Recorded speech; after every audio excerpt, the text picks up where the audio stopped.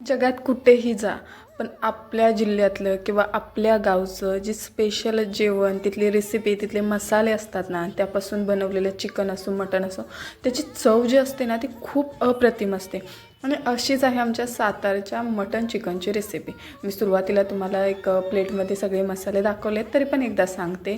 भाजलेला कांदा, भाजलेलं खोबरं, लसूण, आलं, कोथिंबीर, पांढरं तीळ, जिरं आणि टोमॅटो, एक मिरची आणि हे सगळ्यांना भाजून बारीक केलं जातं. सोबतच त्या कोथिंबीरसुद्धा मिक्स केली जाते. पण सगळ्यात मेन जेव्हा चिकनला शिजायला टाकतो ना मी, तेव्हा बारीक चिरलेला कांदा तेलात टाकतो, हळद टाकतो आणि सोबत आलं लसूण पेस्ट आणि थोडीशी कोथिंबीर टाकतो आणि त्यात आम्ही चिकन शिजवून घेतो. आणि ते चिकन शिजल्यानंतर त्यातला स्टॉक साईडला करतो आणि पीस साईडला करतो. आणि त्याच्यासाठी जो मसाला सांगितला ना, तो बारीक चांगला ऑलरेडी आम्ही भाजूनच घेतो. पण सोबत जेव्हा तो फोडणीला द्यायचा असतो ना, तेव्हा मी 10 मिनटं तरी कमी गॅसवरती छानपैकी भाजून घेते. त्यात टाकते चिकन मसाला, धन पावडर चवीनुसार, लाल तिखट आणि आमचा सातारचे काळी चटणी, जी चवीला खूप मस्त जबरदस्त असते.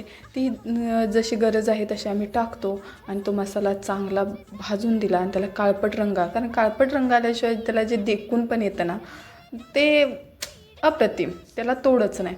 मग तो भाजला मस्तपैकी. जो सेपरेट केलेला स्टॉक होता तो मी त्यात मिक्स केला आणि त्याच्यानंतर 2 मिनटानंतर त्याला जी मोहर आला, आमच्यात त्याला मोहर म्हणतात, म्हणजेच कट आला आणि त्यातून उकळी, हा हा हा हा स्वर्गसुख. आणि ते बघून असं झालं, कधी खातोय, तुम्हाला पण झालं ना, नक्की कमेंटमध्ये सांगा. आणि अशा रेसिपी, नाट रेसिपींसाठी चॅनलला सबस्क्राईब करा. थँक्यू.